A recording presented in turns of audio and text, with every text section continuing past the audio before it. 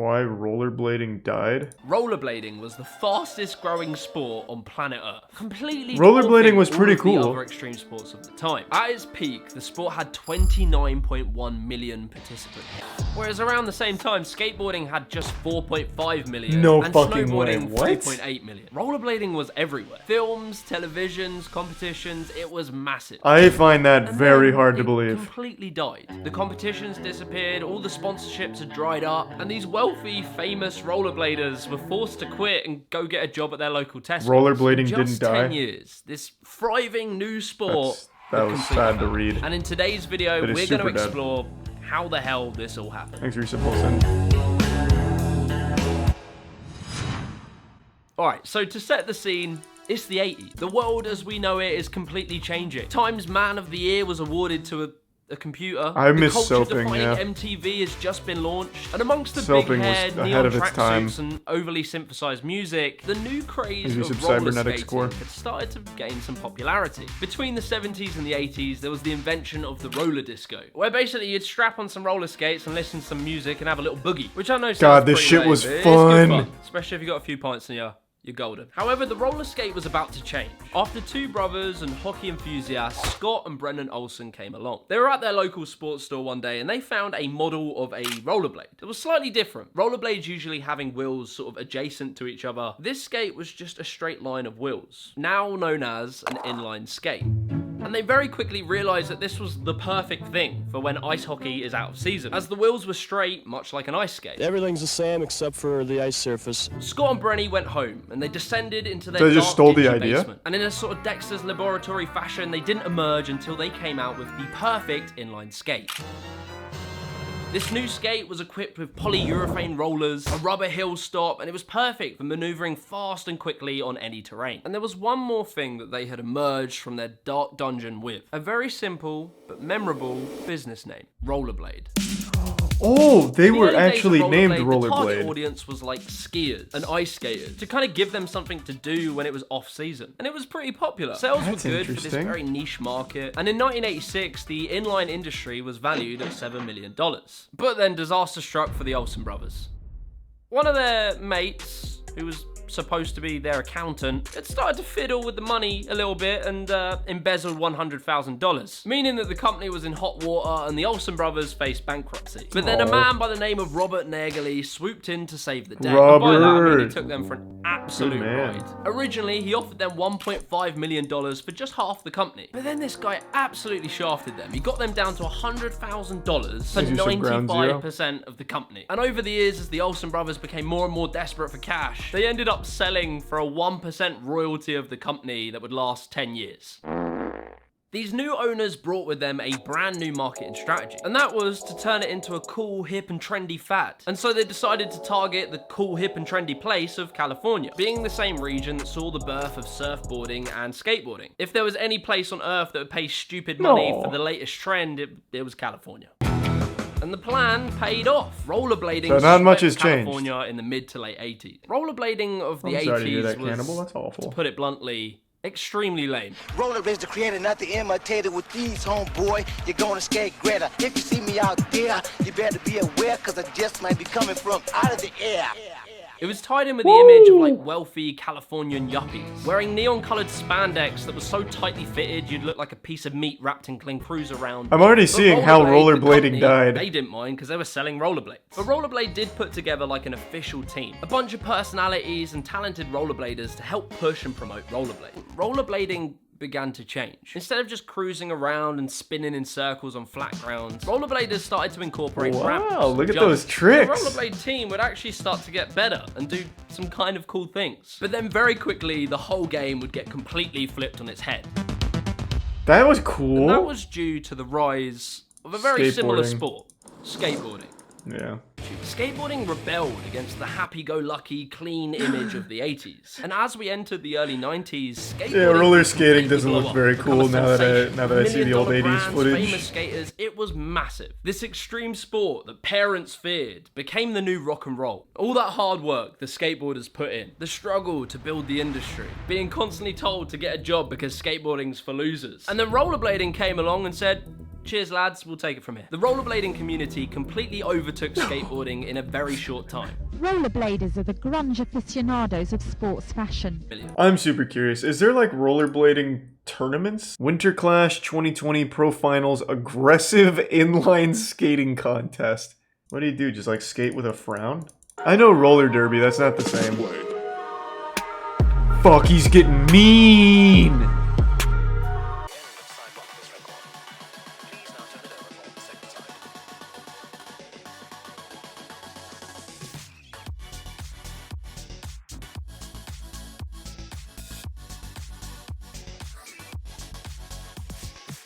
I mean, it doesn't look lame. I thought that was gonna look really, really fucking lame. The early 90s for rollerblading saw not Thanks only the to King sport Sea-Dog. explode, but the skill level went nuts. Like in 10 years, people went from spinning around in circles wearing lycra shorts to launching themselves across like 20-foot gaps. In 1991, Chris Edward would become the first ever person to grind down a rail, which would completely open the floodgates to the skill of grinding. And again, much like skateboarding, there would be video parts that would come out. One of the early iconic ones was in 93 with Dare to Air, which in the beginning scene, Cool they name. acknowledged the lame image of Thanks to Prime rollerblading Banana, that the existed in the Resub Nori. 80s. It's for hardcore skaters, right? Like me. See, I'm the number. No, shut up. And basically shunned it, saying that disco is out and that rollerblading was freaking hardcore, bro. Whoa! This video would showcase the lifestyle, attitudes, and skill of these young lads who are quickly becoming stars in the world of rollerblading. In 1993, the magazine Daily Bread was launched, becoming the voice of this style of rollerblading, Cool which name. was now dubbed aggressive inline. And then Oh, it Jesus got Christ. even crazier. That's such a dumb Participation name. numbers for inline skating went from 23.9 million in 1995 up to 29.1 million rollerbladers worldwide in 1997, making it the fastest growing sport on planet Earth.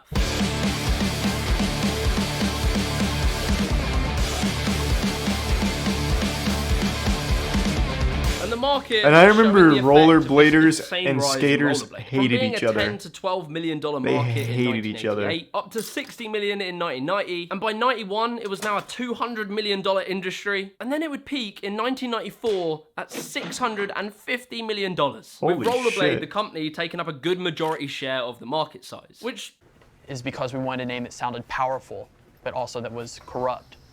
Senna brought with it a kind of Alright. bad boy image to rollerblading, Thanks and for very your quickly sub, Poop became the face of the sport. In 1994, they started putting out t-shirts, and they made about 1.7k. Jump forward to 1996, and they sold 750,000 t-shirts, which made them about $13.5 million God. between 96 and 97. This was largely thanks to a massive marketing backlash. Is causing all kinds of controversy tonight.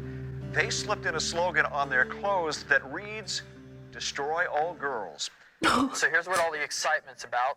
What? Clothing designer Arlo Eisenberg shows us where to find the slogan, "Destroy all girls." And like overnight, every single news outlet across America picked up the story. What the fuck? Rollerblading now became the devil. It was countercultural, it was edgy. Gone were the days of the spandex-clad roller disco image. Now it was hardcore. And by that, I mean your parents hated it, which obviously made it really cool and you wanted to do it. But it was 1994, which was largely considered the year that rollerblading blew up. With record sales, it started to attract the mainstream market. Nike had their own rollerblade company called Bauer, and ESPN created the Oh, I remember iconic Bauer. X Games. Wait, The X Games was rollerblading created in large part to capitalize led to on the success creation of of X rollerblading and all Games? the other trendy extreme sports that were popular at the time. holy fuck. They were constantly showing rollerbladers, like their lives, all the stunts they do. What's up, I'm John Green from Warwick, Island. And this is my Scar story. And on top of Scarred, that, X Games that's what I was became a worldwide just phenomenon, talking pushing about. extreme sports to the forefront of culture. There was the two Yasutaku brothers who would just do mind-blowing stuff on the vert ramp, like double flips, big spins, big air, you name it. You know, coming into this event, everyone thought that Eito was pretty much a sure thing. 1080. See, that's what I mean. That shit right there. Like, And the street skaters the have hitting gone it back. nuts. The Legends backwards such as shit. Eric Perkett. Cool. One of his most iconic moments was when he jumped down 2 sets of like 12 stairs. I mean, that boy must have traveled like 30 plus foot. There was Brian Aragon Holy and the fuck. iconic Chris Haffey. I don't remember any of these names. Like, looking back at this footage, I seriously can't get over the skill level of these guys in the 90s. Like, I was sort of unaware about some of the things that they were doing. Because there was so much money in it, it incentivized rollerbladers to just push and push the level so that they might stand out and get a sponsorship. Rollerbladers were happy, investors were happy, but there was one group who weren't so happy. And that was skateboarders. Like, no joke, throughout the 90s, skateboarders hated rollerbladers' guts. Like, I mean, there were physical fights between the two. There was no end of insults, and effectively, skateboarding went to war with rollerblading. Hello, I'm Johnny Knoxville, and this is Belt Sander Skates.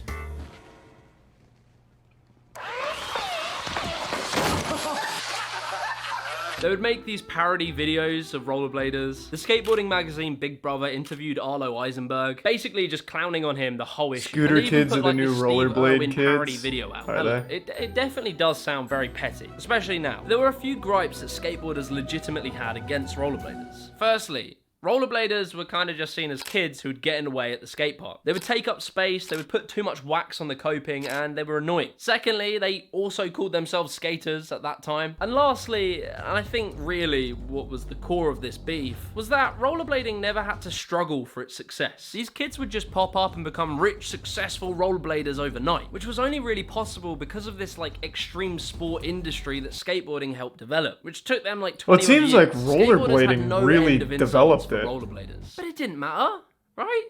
At the end of the day, rollerblading was still going strong, wasn't it? Well, toward the end of the 90s, rollerbladers were at their all-time best. The skill level was nuts, more and more films made references to rollerblading. There was a rollerblading video game. Oh, this is the game I was thinking about. Things started to take a turn, and for the first time ever in 1997, the market started to falter. The secondary brands to rollerblade, which was K2 and First Team. K2 had experienced a 15% drop in sales, and First Team had experienced a 36% drop in sales. Nike fully jumped ship and sold their brand Bauer. People were trying to get out quick whilst the bubble looked like it was popping. In 2005, the X Games decided to pull any and all events featuring wait, what? This was the final straw for rollerblading. With no X Games to show off their sponsors, all the sponsors pulled out. More and more of the magazines and the brands folded. And basically, the arse end fell out of the sport. That was it. It was over. Pros were forced to quit and just find regular jobs. Kids were ditching the rollerblades for skateboards. The ride was up. And what about soaping? Fell off of the face of the earth. Now, you may be wondering, why did it die? Well, there's a couple of theories, ranging from 9/11 to masculinity, which seems to be every modern journal. Did 9/11 kill rollerblading? You know, when I really think about it, maybe 9/11 did kill rollerblading. Huh. There was a whole documentary called Barely Dead, which I'd really recommend watching, which was made by rollerbladers talking about this subject. But the documentary kind of lost me when they started talking about this grand conspiracy, where all the skateboarding industries plotted to take down rollerblading. Oh, there's a conspiracy? Tony Hawk in a dimly lit poker table with a Cuban cigar, chuckling to himself how he's going to destroy rollerblading. What if he did, though? And like, yeah, whilst these theories are kind of wacky, they do pose some interesting ideas. There was this image put on rollerbladers to try and outcast them from like extreme sports. One homophobic joke killed you, and what's the hardest thing about rollerblading? Telling your parents that you're gay. That one little joke, the whole thing went away. I never understood it. And this constant rallying against rollerblading would affect its image. It was seen as uncool, and it was cool to hate on it. But then some people present a more simple reason as to why it didn't last. I can't imagine that's why. It was a pain in the ass to wear the rollerblades. You know, like say you wanted to buy a drink from a shop. You'd have to sit on the floor, unbuckle your rollerblades, pull your spare pair of shoes out your bag, put them on, tie the shoelaces, and by the time you're done, the shop's closed. And there probably is something to all of these theories as to why rollerblading died. But to me, I think it's much simpler than all of that. And that is that it was a fad. And to be honest, the more I've been making these videos looking into these different cultures, there's a very similar pattern that almost happens to all of them. When a sport's new, it has a great 10 years, does really well. Every company wants a piece of the pie, it gets more and more inflated, and then the times change, culture changes, the kids grow up, and brands like Senna just didn't appeal to people in like the early 2000s. They were on to the next thing. And the things that were cool in the 90s, that's why you should only get hype about video games, because they're forever. And you listen to the music from then, and the fashion, there'll always be It gamers. looks ridiculous now. And I think the reason it was so shocking was because it got so big. It came at the right time with the introduction of extreme sports. So when it crashed, it really crashed. And here we are now, 20 years on, 2021. And you know, that might not be necessarily a bad thing. Right now is actually an extremely interesting time for rollerblade. After the market was in downfall for the last 20 years, Rollerblade actually reported a 300% increase in sales. May of 2020 was the company's largest shipping of rollerblades in 20 years. And Google search trends mirror this growth. A lot of people speculate that this is in large part due to the lockdowns. If a kid wants to stand out and be different, rollerblading might be that. But making this video, the thing I was most happy to see, rollerbladers Not are the still biggest out there, fan of and they're 90s still fashion killing. coming back. OG 90s guys fashion like is the Brian fucking Arrogant. best. Don't you ever say that again. 90s fashion is fucking incredible. Do you remember... Well, there was a guy... Oh, what the fuck is his name? He was a pop star. He was like the epitome of 90s fashion. I always used to bring him up when people talked about it. Fuck, what was his name? No, point is, 90s fashion fucking slaps. Eugene Enin, who is particularly one of my favorites. He's got a very cool, unique style. From the UK, you've got Sam Crofts, who's out here like still sending big stuff. This video didn't even talk about rocket power. From the parkour world, Good Daniel point. Willabaka got involved with Rollerblade not that long ago, and he was sending some pretty meaty stuff.